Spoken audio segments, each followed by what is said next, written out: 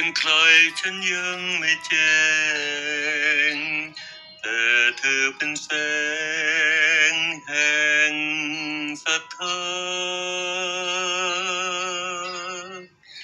เธอเป็นดินหรือเธอเป็นหญ้าแท้จริงมีค่ากว่าใครนิรันดร์เพียงนามเธอฉันขอผนึกเพื่อจะรึกชั่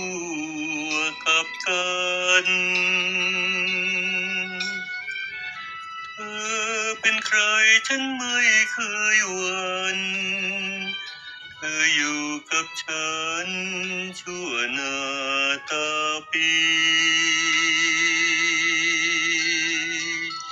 เธอคือสายน้ำช่ำใจเปี่ยมแปลความใสใยดีเธอคือฟ้าคุ้มปัตภีคุ้มชีวิตฉันให้สรร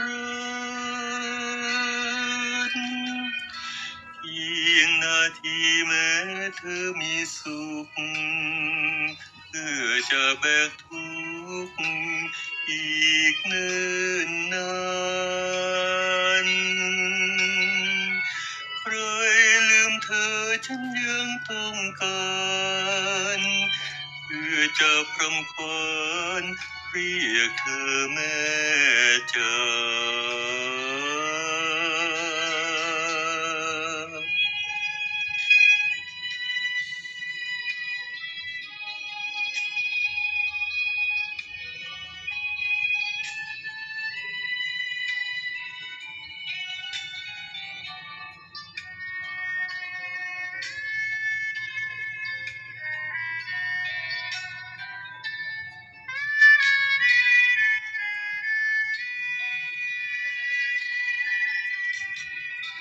เพียงนาทีแม้เธอมีสุขเพื่อจะแบกทุกข์อีกเนิ่นนานใครลืมเธอฉันยังต้องการเพื่อจะพรำคา